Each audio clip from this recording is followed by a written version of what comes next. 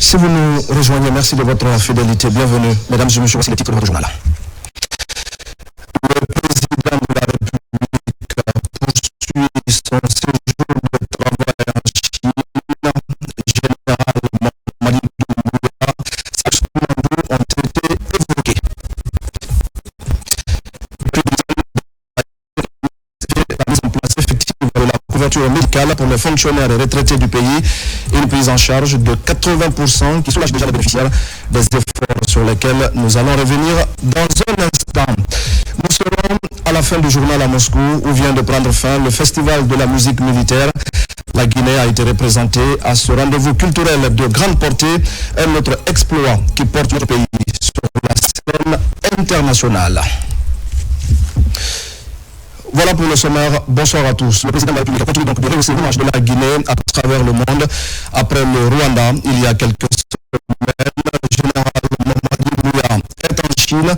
Il doit prendre part, vous le savez, au forum sur la coopération sino-africaine dont les travaux sont lancés le 4 septembre 2024. Mais avant, le chef de l'État a eu un entretien historique de chancelier chinois Xi Jinping. Plusieurs questions ont été passées à revue dans le programme visionnaire de développement socio-économique hautement stratégique. Le Simandou 2040. Marbaï. Ce lundi 2 septembre 2021, une rencontre marquante avec la République populaire et le président de la République de Guinée, qui s'est tenu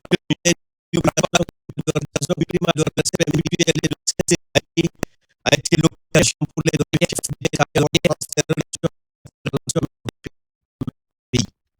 Le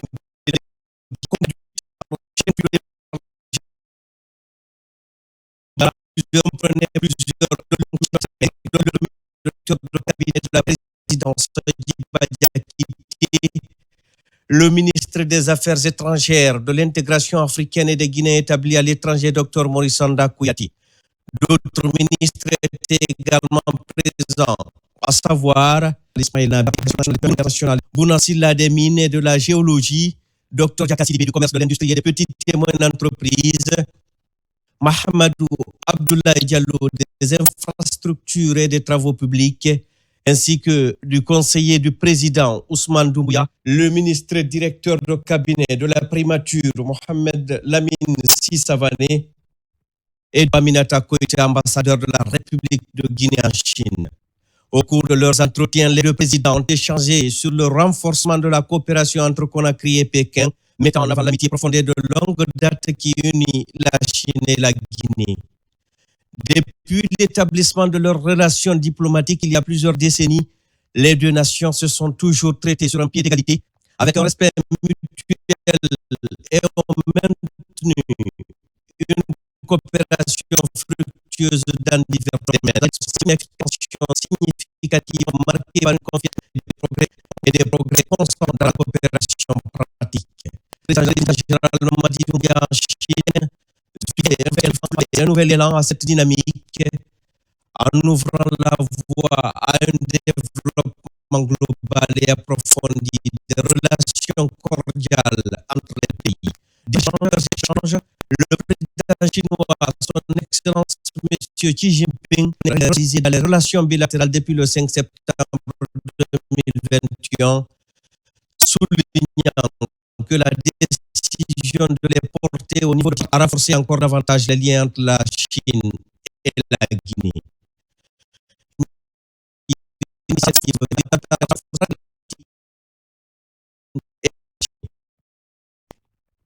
Il a exprimé l'espoir que cette coopération continue d'ouvrir de nouvelles opportunités pour le développement des deux nations et pour la relation amicale. Cet échange marqué par une volonté commune de renforcer les liens, de réaffirmer l'importance de la relation entre la Guinée et la Chine. Le chef de l'État a rappelé que le premier pays d'Afrique subsaharienne à avoir établi des relations diplomatiques avec la Chine seulement 12 jours après la proclamation de son élection en octobre 1958. Profitant de cette tribune, le président général Mamadi Doumbouya a chaleureusement félicité pour sa réélection à la tête de l'État chinois. C'est un développement économique qui fait de la Chine une puissance mondiale. Le président de la République, le général Mamadi Doumbouya, a ensuite transmis les salutations du peuple de Guinée aux autorités et au peuple chinois avant de solliciter un soutien de la Chine pour la mise en œuvre du programme de développement socio-économique de la Guinée. Dans cette optique, le général Mamadi Doumbouya a présenté le programme Simandou 2040, une initiative ambitieuse qui s'étend sur 15 ans et qui vise à transformer l'économie guinéenne. Ce programme hautement stratégique dont le projet Simandou est le catalyseur s'articule autour de différents domaines, entre autres l'agriculture, l'industrie alimentaire et le commerce, l'éducation et la culture, les infrastructures, les transports et les technologies, l'économie, les finances et l'assurance, la santé et le bien-être. Le président de la République a tenu aussi à souligner son engagement personnel pour la réussite de ce programme dans un esprit gagnant-gagnant, assurant la préservation des intérêts de toutes les parties prenantes, y compris ceux des grandes entreprises chinoises impliquées, telles que le groupe Baou, Chalco, etc. D'abord, je dois rappeler que c'est sur invitation de son Excellence M. Xi Jinping, président de la République populaire de Chine, son invitation personnelle adressée à son homologue et son frère, son Excellence le général de corps d'armée Mamadi Doumbouya, président de la République de Guinée, chef de l'État, a participé au forum de la coopération Chine-Afrique. À ce titre, non seulement il a reçu en tête-à-tête, mais il a délégué un des membres permanents du comité permanent du Parti communiste à traduire encore plus amplement son message au chef de l'État et au peuple de Guinée. Mais le plus important, c'est qu'il faut le souligner, parce qu'en diplomatie, ce sont les détails qui comptent. Le président Xi Jinping a accordé 5 minutes à chaque président. Il a accordé au président Doumbouya 20 minutes, dû à deux choses. Premièrement, l'historicité de nos relations. Il l'a dit, et le président aussi l'a répété, il l'a dit. La Guinée est le premier pays en Afrique subsaharienne à nouer des relations diplomatiques avec la Chine. En ce moment-là, la Chine n'était pas une puissance. Deuxièmement, le chef de l'État, son Excellence le général de corps d'armée Mamadi Doumbouya, a exposé et présenté à son homologue, son Excellence le président Xi Jinping, sa vision pour la Guinée, sa vision pour son pays. Vision qui s'étale sur le programme Simandou 2040. Simandou 2040 qui est l'ossature, qui est la colonne vertébrale de la vision du chef de l'État pour son pays. Et il a décliné ce qu'il attend pour le peuple de Guinée pendant ces 15 premières années dans la vision 2040. En retour, très touché par ce patriotisme, par cet amour du chef de l'État et par cette vision claire que le chef de l'État a pour son pays, le président Xi Jinping a été clair. Il a dit que non seulement lui personnellement à la tête de ce pays, il soutient le projet Simandou, il l'a dit, Simandou 2040, mais il se joint aussi à son pays et à son parti pour soutenir cette vision du chef de l'État.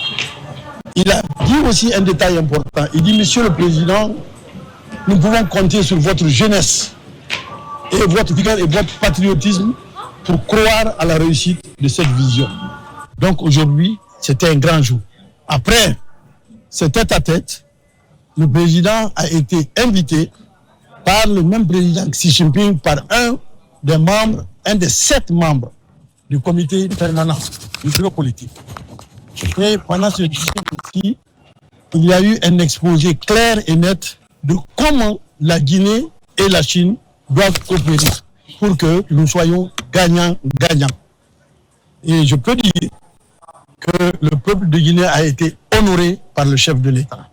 En conclusion, cette rencontre entre le président Xi Jinping et le président Mamadi Doumbouya marque une étape clé dans le développement des relations sino-guinéennes Elle témoigne de la volonté des deux chefs d'État de contribuer à œuvrer ensemble pour le bien-être de leur peuple et pour le renforcement de leur partenariat stratégique dans les années à venir. Le chef de l'État, le général Mamadi Doumbouya, jouit d'une autorité planétaire et est reconnu comme un acteur de premier plan sur la scène internationale. Cette reconnaissance se manifeste notamment par son invitation à ce forum sur la coopération sino-africaine FOCAC par le président chinois Xi Jinping.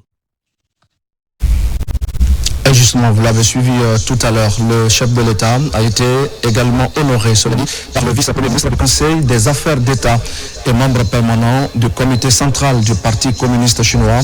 Un dîner a été organisé en l'honneur du général Mamadi Doumbouya sur instruction de son homologue chinois. Les temps forts de la cérémonie avec Fatoumata Kourouma. En visite officielle en République populaire de Chine, dans le cadre du Forum sur la coopération sino-africaine FOCAC, le président de la République de Guinée, son Excellence le général Mamadi Doumbouya, a eu ce lundi 2 septembre 2024 une rencontre de haut niveau avec les dirigeants chinois. Après son tête-à-tête avec le président Xi Jinping, le chef de l'État, le général Mamadi Doumbouya, a été reçu avec tous les honneurs à la résidence des hôtes d'État de Diaoutaï par son Excellence Ding Xuchang, membre permanent du bureau politique du Parti communiste chinois et l'un des plus hauts dirigeants de la Chine.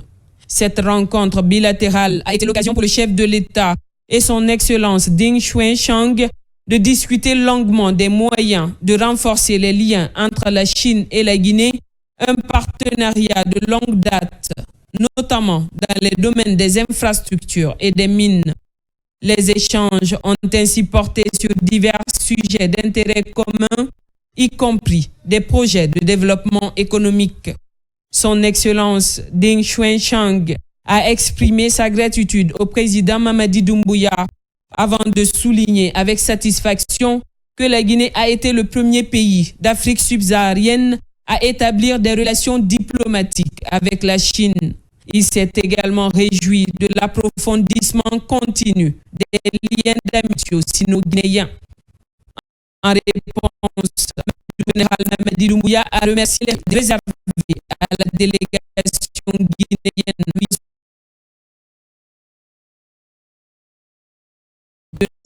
de nations. Le chef de l'État et de plusieurs membres du gouvernement ont par la suite assisté au dîner officiel organisé en leur honneur sur l'instruction du président de la République de Chine, son Excellence Xi Jinping, des liens profonds entre la Chine.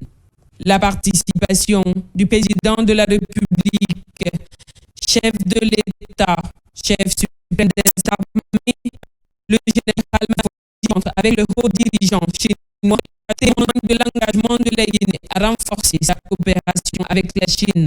Cette visite officielle ouvre également de nouvelles perspectives et marque un nouveau jalon dans le partenariat stratégique entre les deux nations.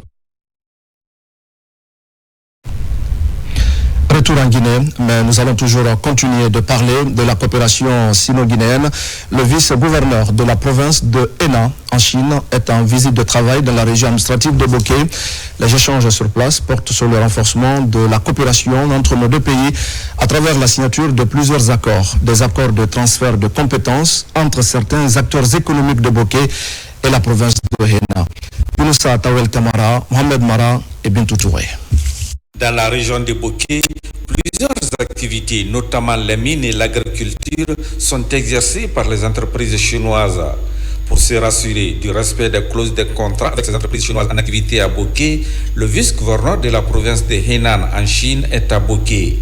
Tout d'abord, il rencontre les autorités régionales pour parler des relations bilatérales qui existent entre les deux pays. La Guinée est le premier pays subsaharien qui a établi la relation diplomatique avec la Chine en 1960.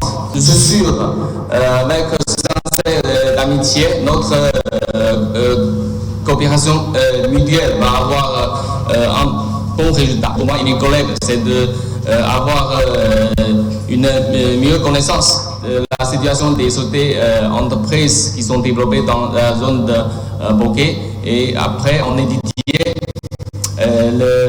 l'orientation dans le futur de nos activités dans la région de Bokeh. Cette visite de travail et d'amitié du vice-gouverneur de la province de Henan en Chine à Bokeh a été une opportunité pour le gouverneur de la région de mettre un accent sur les différentes potentialités minières et agricoles de la région. Nous avons reçu la visite du vice-gouverneur de la province de Henan en Chine et qui s'est annoncé, et il est là dans le cadre de la supervision de toutes les entreprises de sa juridiction qui évoluent dans la région administrative de Bokeh, mais il a estimé que la rencontre avec les autorités régionales, préfectorales ainsi les hauts cadres était très utile parce qu'au-delà des travaux qui sont en train actuellement de faire sur le terrain, il souhaiterait tracer un axe de coopération entre la région administrative de Bokeh et la province de Chine.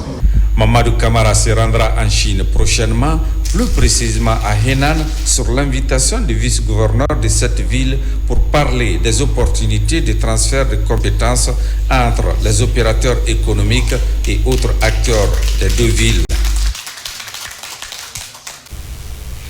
Dans l'actualité encore, les députés membres de la CEDEAO ont entamé ce mardi à Conakry les assises sur la promotion du système sanitaire et éducatif dans l'espace ouest africain. C'est une initiative qui devra aboutir à des recommandations destinées aux décideurs. On fait le point avec Robert Sidutono et Ablaye Diallo. Ces assises du Parlement de la CEDEAO délocalisées à Conakry sur le thème promouvoir la santé dans l'espace ouest africain a connu la mobilisation des députés membres de la CEDEAO, les honorables conseillers nationaux et les membres du gouvernement. La rencontre à l'initiative de l'institution ouest-africaine devrait permettre un large échange d'expériences sur la problématique de la sensibilisation des représentants du peuple sur les services et l'éducation pour la santé, de manière significative de la santé dans les États membres de la CEDEAO. Une importance capitale pour la population guinéenne et un développement éprouvé dans un passé récent par la maladie à virus Ebola. La COVID-19 est actuellement exposée à la variole du singe. Les 4 jours de débat à Conakry pourraient déboucher sur des recommandations qui prennent en compte des préoccupations majeures des peuples. La commission mixte s'évertuera donc à réfléchir et à formuler des recommandations pertinentes visant à renforcer les systèmes de santé locaux, à améliorer l'accès aux soins et à promouvoir la santé communautaire. L'éducation pour la santé est un outil préventif fondamental visant à réduire la mortalité prématurée liée aux maladies et aux accidents souvent associés à des comportements et à des habitudes de vie. Dans ce contexte, l'intégration de curricula spécifiques en éducation pour la santé au sein des systèmes éducatifs est essentiel.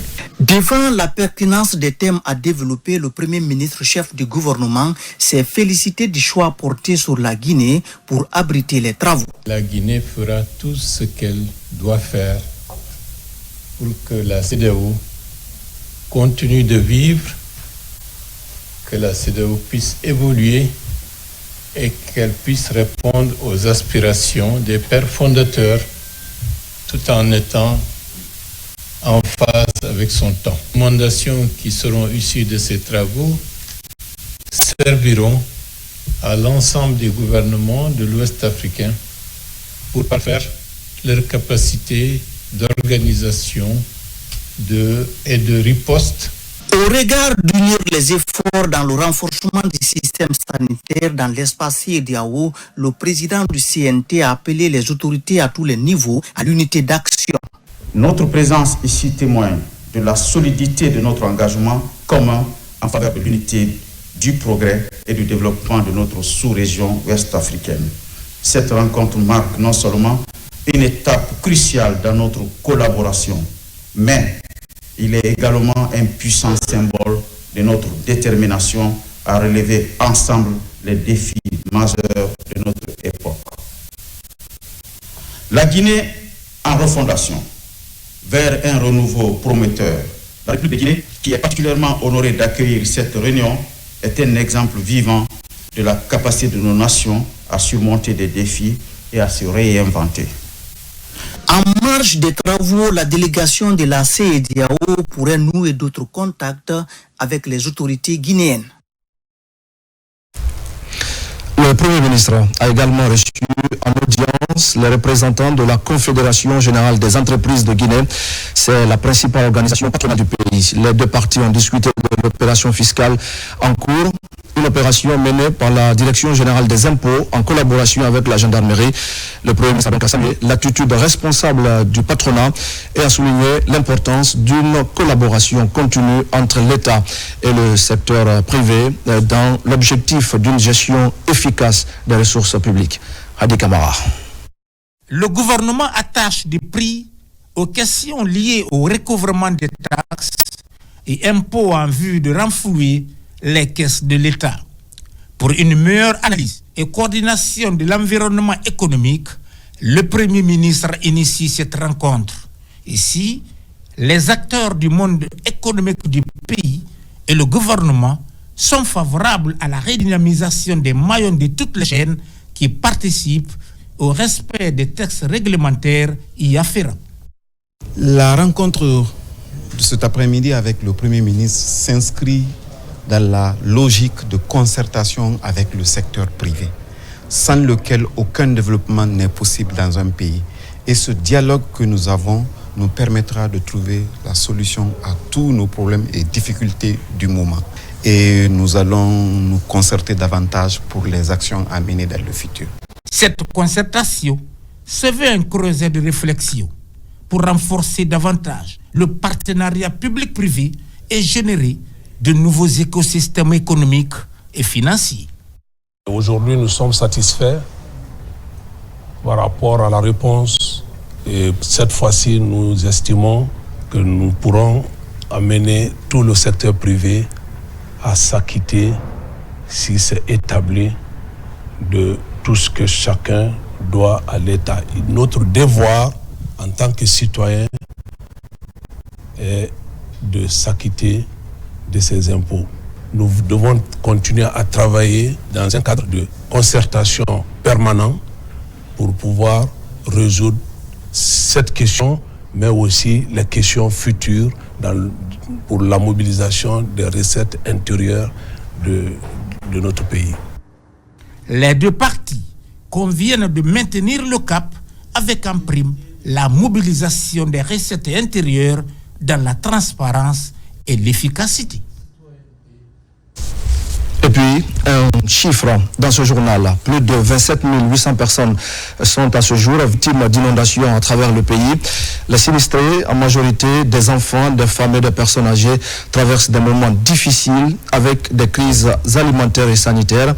Et pour faire face à leur situation, le gouvernement, à travers Anguche, a organisé une rencontre de levée de fonds et d'assistance humanitaire.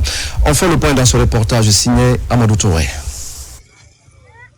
En plus de Conakry, les cas d'inondation ont aussi été enregistrés dans les préfectures de Koya, Kankan, Sigiri, Kouroussa et Mandiana, faisant un total de 5 477 ménages impactés pour 27 385 personnes victimes, parmi lesquelles des femmes enceintes, des vieilles personnes et des enfants. Les mêmes résultats démontrent que plus de 4 800 hectares de champs agricoles ont été aussi inondés, ce qui expose les populations de ces localités à une précarité du point de vue sanitaire, alimentaire et hygiénique. En dépit de ce constat peu reluisant, les secours tardent toujours à venir. C'est pour mobiliser l'assistance de ses partenaires humanitaires évoluant en Guinée que l'Agence nationale de gestion des urgences et catastrophes humanitaires Anguche organise cette rencontre. L'évaluation est en cours parce que, vu le niveau de crue, donc il y a certaines localités qui restent inaccessibles. Aujourd'hui, les partenaires se sont positionnés chacun dans son domaine et dans les jours à venir parce qu'il faut réagir directement, les gens sont dans les besoins. Donc nous sommes en train de faire ces plaidoyers. Il est temps vraiment que les gens regardent pour accompagner l'effort du gouvernement. À cette occasion, des engagements à court, moyen et long terme ont été pris par certains partenaires techniques et financiers pour une assistance urgente d'une part et de l'autre. Le gouvernement, à travers ses services techniques, a également annoncé des actions concrètes. On a eu l'instruction de la part du ministère de la Santé d'activer, n'est-ce pas, le plan blanc, c'est-à-dire c'est assurer la prise en charge gratuitement des cas qui viendraient dans nos structures sanitaires, mais également le QSP, c'est-à-dire un centre d'opération d'urgence pour recueillir toutes les informations afin d'agir. Après avoir fait le constat, il faut quand même agir. Dans ce sens-là, nous, Chambre nationale d'agriculture, nous ferons le devoir de remonter toutes les informations par rapport à l'ensemble des champs inondés. Nous allons nous faire le devoir de faire le suivi par rapport aux décisions qui seront prises et qui doivent normalement être l'assistance à la production et aux producteurs pour éviter des éventuelles catastrophes. Pour la prise en charge des différents cas de sinistres enregistrés, l'Agence nationale de gestion des urgences et catastrophes humanitaires ANGUSH a fait une prévision d'assistance évaluée à plus de 26 milliards 800 millions de francs guinéens. Merci à Amadou Touré pour ces explications. Et puis c'est l'un des acquis du CNRD, la mise en place effective de la couverture médicale pour les fonctionnaires et les retraités du pays. Aujourd'hui, grâce à la Caisse nationale de prévoyance sociale, les agents de l'État ont une prise en charge sanitaire à hauteur de 80%. Autre réforme majeure, c'est la mise en place du registre social unifié au Fonds de développement social. On va voir tout ça beaucoup plus en détail dans ce reportage d'Alpha Isiagaba. Dans le quartier populaire du Dapompa, l'un des acquis du CNRD alimente les débats. Il s'agit de l'effectivité de la couverture médicale des agents publics de l'État. Depuis le mois dernier, fonctionnaires et retraités bénéficient d'une couverture médicale à hauteur de 80%. À l'origine de cet acquis, le président de la République, à travers la Caisse nationale de prévoyance sociale. La couverture médicale, elle est une très très bonne chose. Un fonctionnaire aujourd'hui qui perçoit son salaire et concomitamment sa femme est malade ou lui-même est malade ou un de ses enfants est malade, les 50 à 60% de son salaire vont partir pour le traitement médical. Alors, la différence, le fonctionnaire va vivre dans la précarité pour attendre la fin du mois. Si les autorités de maintenant ont bien voulu alléger cette charge jusqu'à hauteur de 80% sur les fonctionnaires, je pense que c'est très, très, très salutaire. Autre direction, autre acquis, au Fonds de développement social et de l'indigence, la mise en place du registre social unifié fait des heureux. À ce jour, selon les données du RSU, 977 610 ménages y sont répertoriés à travers le pays. L'opération avait mobilisé 1713 enquêteurs. Le RSI est actuellement la porte d'entrée unique pour tous les programmes de protection sociale en République de Guinée. Ce qui veut dire qu'à date, la base du registre social unifié couvre toute la République de Guinée. Les 8 régions administratives s'y trouvent, les préfectures et les communes. À partir du moment que le registre social unifié est mis sur place en République de Guinée, donc tous les autres acteurs devant intervenir dans le cadre de la protection sociale doivent se servir de ce registre pour faire l'extraction suivant les besoins afin d'intervenir et en retour après leur intervention nous envoyer ce que nous appelons désormais la base des bénéficiaires qu'on va aussi loger dans la base globale du registre social unifié. La couverture médicale des agents de l'État est un vieux rêve longtemps exprimé par la population.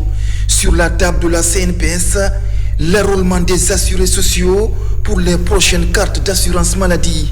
L'assurance maladie et la mise en place du registre social unifié sont des acquis du CNRD dans le cadre de la protection sociale. Dans le reste de l'actualité, vers la rentrée des classes, session 2024-2025, le ministère de l'enseignement préuniversitaire est à pied d'œuvre pour assurer une rentrée scolaire réussie. Cet après-midi, des milliers de cartons de cahiers et de boîtes de craie sont acheminés vers l'intérieur du pays. C'est un programme qui vise à doter toutes les écoles d'outils pédagogiques nécessaires à la bonne reprise des cours. Abdul Aziz Baldé. À l'orée de l'ouverture des classes prévue le 25 septembre 2024, le MEPUA travaille d'arrache-pied pour le respect de ce rendez-vous. À date, plusieurs fournitures didactiques nécessaires à une bonne rentrée scolaire sont acheminées vers l'intérieur du pays.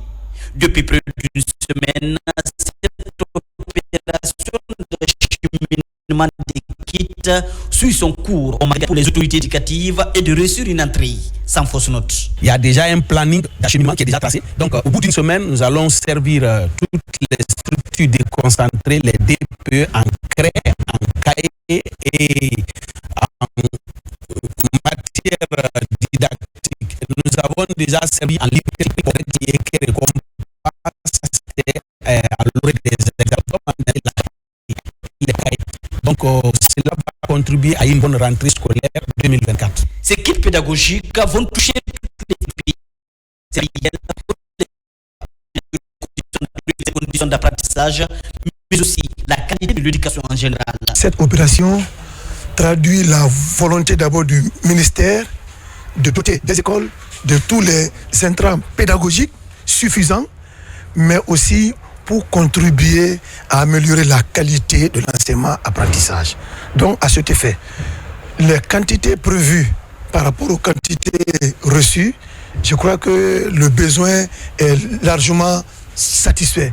Après l'acheminement de ces fournitures scolaires à l'intérieur du pays, le ministère de l'enseignement préuniversitaire s'engage à poursuivre la formation des formateurs et la révision des programmes.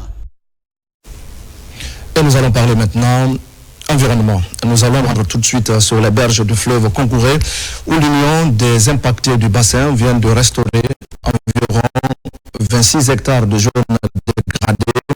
L'ONG a mis l'occasion à profit pour sensibiliser les communautés sur le respect de l'environnement, surtout dans cette zone à haute importance écologique et énergétique.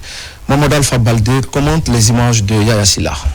Cette année, le département en charge des forêts compte mettre en avant les ONG locales pour assurer le succès de la campagne de reboisement. Dans la longue bataille pour la protection du bassin du Concouré, l'Union des impactés du Concouré est mise à contribution. L'organisation vient de restaurer plusieurs hectares le long du bassin. Nous sommes là aujourd'hui pour le reboisement, pour finaliser le reboisement qui a été donné à cette association.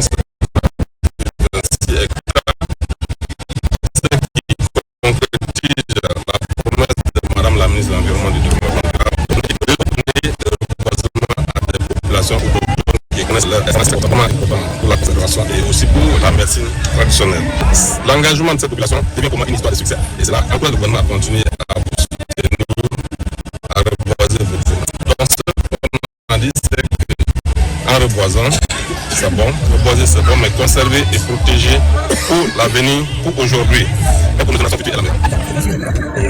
1111 plans par hectare, soit 28 886 plans. Nous allons besoin de mise en place d'un comité de veille pour puisse se contrôler. Ici, ce sont les essences locales qui sont privilégiées pour garder les valeurs édapho-climatiques de l'ensemble de la zone. L'arbre, c'est nous, c'est notre vie. Ça donne de l'eau, ça donne de l'ombrage, ça donne des fruits. Quand vous entendez, les animaux sont venus cueillir nos orangiers, nos bananiers, nos avocatiers, c'est parce que vous êtes partis cueillir leurs fruits en brousse. Donc, cherchons à reconstituer ça. Aujourd'hui, la protection du stratégique bassin du Concouré mobilise de nombreux acteurs. L'UNIBAC compte agir pour sauver ce fleuve déjà affecté par l'action de l'homme. Et désormais, aucune famille guinéenne ne devrait payer pour la césarienne, les consultations prénatales ou encore les accouchements dans les structures sanitaires publiques du pays. Le chef de l'État a offert à cet effet des kits et autres matériels médicaux.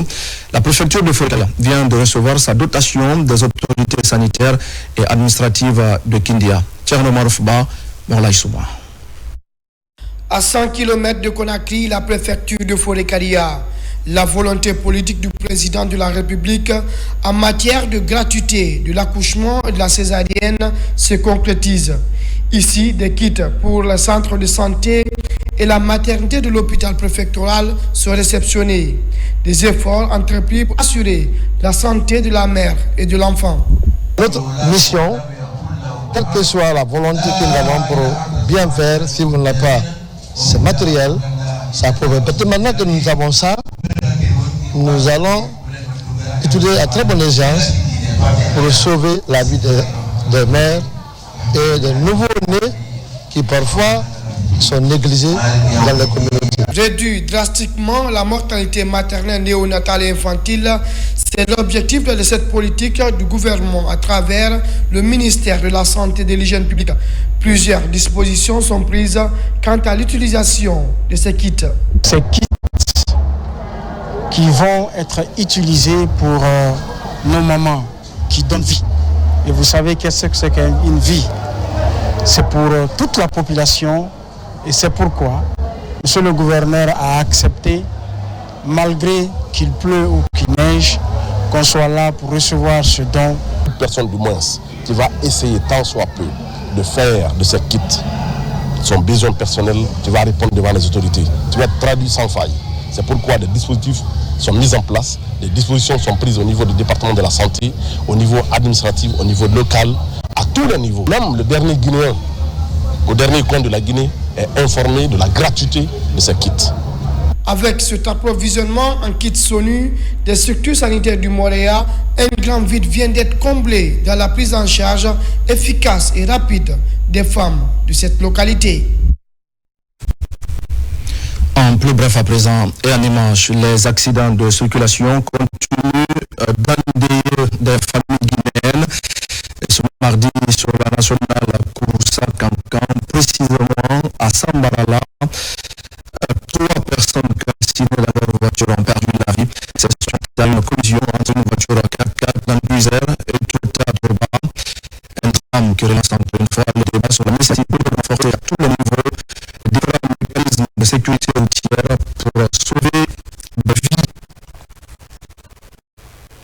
Le pèlerinage marial international se poursuit en Côte d'Ivoire. Après la commune de Mans, les pèlerins chrétiens guinéens sont actuellement à Issia. À l'image des sites déjà visités, les pèlerins sont soumis à des prières et à la vénération de la Vierge Marie. Mohamed Lamine Camara est notre envoyé spécial.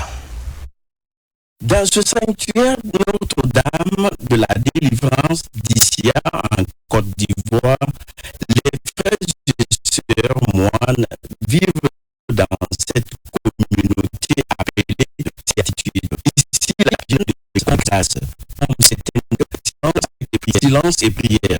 Pour ce premier rendez-vous de prière matinale, les Guinéens et les moines, par des chants religieux, rendent la grâce et la gloire au Seigneur Jésus-Christ pour qu'il repende sa miséricorde. Quand tu arrives dans ce sanctuaire, dès la rentrée, tu sens que c'est un lieu où vraiment il y a la foi. Le silence total, donc qui te pousse à être en communion avec le Christ. Et à la rentrée, ce qui frappe, c'est cette Vierge qui est là, qui nous accueille. Ici, nous sommes ici particulièrement, chacun avec son problème, chacun avec ses intentions, ses projets, ses rêves. Et nous venons tous les confier au Seigneur, tout en confiant notre pays, comme l'a demandé d'ailleurs nos administrations quand on venait, de prier pour notre pays, de prier pour la paix et aussi chacun puisse se confier à son Seigneur. À cette conférence biblique, le frère Joseph de la communauté des Béatitudes a orienté son enseignement sur la porte étroite, Matthieu 7 jusqu'à 13. Il a auparavant expliqué l'historique de ce lieu de grâce, tout en mettant surtout l'accent sur le choix de la montagne qui abrite le sanctuaire de Notre-Dame de la Délivrance. La porte étroite, c'est quoi? C'est celui qui abandonne les diffamations, qui abandonne les critiques, qui ne construisent pas, qui abandonne le mauvais comportement. Il nous a dit, pour aller vers Dieu, il faut accepter l'autre. Il faut te voir en l'autre. Il faut croire que l'autre peut construire ta vie. dans la prière. Les rencontres par le dialogue et les confessions sont organisées par ces frères, histoire d'apporter leurs solutions aux problèmes de ces pèlerins et formuler aussi des prières de délivrance. De là, ces pèlerins se sont rendus au sanctuaire, au pied de la Vierge Marie. Ils ont fait des prières de l'Angélus et le chapelet de la miséricorde. Des invocations personnelles en ont suivi afin que les vœux de bonheur de chacun d'eux soient exaucés et que leurs péchés soient aussi pardonnés. Un mot de culture maintenant, avec la fin à Moscou du Festival international de musique militaire. Durant 2 semaines, les pays invités ont fait connaître leur culture à travers différentes démonstrations. Cet événement culturel grandeur nature a connu la participation de 9 pays, dont 3 de l'Afrique, la Guinée, l'Égypte et l'Afrique du Sud. De la Russie, voici le compte rendu de notre envoyé spécial, Mabinti Keita. Après 2 semaines de prestations artistiques, les lampions se sont éteints sur le Festival international de musique militaire à Moscou. Durant ces moments d'intense activité artistique militaire, les pays invités ont fait montre de leur talent pour valoriser leurs richesses culturelles respectives. Les organisateurs de ce grand rendez-vous culturel se disent satisfaits de la qualité des différentes prestations des 9 pays invités. Oui, je pense que l'objectif a été atteint. Les collectifs ont montré leurs prestations. Le public a vu de nouvelles performances. Au premier, nous remercions tous les participants et sommes très reconnaissants envers les Amazones de Guinée. Nous attendons les Amazones avec impatience à la prochaine édition. Nous nous réjouissons de la qualité avec laquelle les Amazones se sont produites. Tout au long du festival, ça a été à la hauteur des attentes. Et nous, au niveau de l'encadrement, les instructions qui ont été données par la hiérarchie ont été respectées à la lettre. On a fait des productions et qui vraiment ont honoré la nation, ont honoré tous les Guinéens qui vivent en Russie, mais l'ensemble des spectateurs qui étaient venus pour suivre ce grand événement. Donc nous quittons la Russie avec la mission bien accomplie. Les Amazones de Guinée emportent le public russe à travers leurs pas de danse et rythme musical. Impressionnés, ils livrent leurs sentiments. J'ai bien aimé la prestation des Amazones, on a bien aimé les rythmes et entendu quelques rythmes qui sont habituels pour moi. Je suis fière de représenter le pays à ce festival international. L'orchestre féminin de la gendarmerie nationale salue les efforts des autorités de la transition qui ont facilité la participation de la nation à cette 16e édition. Il y a 9 pays ici, mais c'est les Amazones qui sont entièrement féminins. Et vraiment, nous sommes très contents. Nous avons eu beaucoup d'initiatives maintenant pour le progrès. Nous sommes très fiers de ce que nous sommes en train de faire. Je commence par le président général Mamadi Doumbouya. Nous sommes très contents par la soutenance de nos chefs. Cette grande clôture s'est soldée par un défilé géant des participants. Rendez-vous pris donc l'année prochaine pour la 17e édition du Festival international de musique militaire à Moscou. En sport, l'actualité, c'est la 3e édition du tournoi des vacanciers doté du trophée du président de la République qui se poursuit au stade Kankosila de Fria. Le match d'ouverture a opposé Asif Academy à l'Union des stades miniers de Fria. Plusieurs personnalités étaient présentes à la rencontre. Le tournoi des vacanciers s'élargit et prend de l'ampleur au fil des ans. Pour la 3e édition, le nombre d'équipes participantes passe de 16 à 18 avec l'intégration des forces de défense. Dans une ville réputée par le passé, mais qui a connu des moments de disette. Je demande aux responsables, aux encadreurs, aux joueurs et aux supporters de chacune de ces équipes participants de faire preuve de maturité, d'esprit sportif durant toute cette compétition pour l'honneur et la portée qu'elle mérite par le biais du nom du président de la République, le général de corps d'armée Mamadi Doumbouya, président du CNRD. Je voudrais remercier la jeunesse pour l'animation totale aujourd'hui. Ce que je vois à Fria, c'est très important pour moi. Ça me donne la chair de poule. Donc merci au préfet, merci à la jeunesse de Fria, merci à la population de Fria pour l'organisation de ce tournoi. Avec la formule à élimination directe, les 22 protagonistes se sont séparés à l'épreuve des tirs au but. Ainsi, USM transforme 7 tirs contre 6 et se qualifie au second tour. En dépit des intempéries, ce match d'ouverture a drainé du monde. L'objectif déjà est fixé et il faut forcément l'atteindre. Je sais que le parcours n'a pas été si facile durant les 90 minutes de jeu, mais je dis félicitations à mon équipe et encore félicitations à l'équipe adverse. L'année dernière, c'était un interquartier. Cette fois-ci, la commission d'organisation, monsieur le préfet, on jugeait utile de mettre un accent particulier sur nos joueurs locaux. On a besoin d'une équipe préfectorale locale. C'est pourquoi on a jugé utile que ce soit les joueurs qui sont basés à Fria. Le stade est désormais le centre d'animation des jeunes pendant ces vacances jusqu'au 28 septembre. La date prévue pour la finale pour connaître l'équipe qui va succéder à celle de sa 21. Et voilà, mesdames et messieurs, c'est la fin de cette édition d'information. Merci à tous de l'avoir suivi. Je vous retrouve demain pour d'autres actualités de la Guinée. La Guinée, notre paradis, terre de richesse et d'innovation. Je vous souhaite à tous de passer une belle soirée en compagnie de nos programmes.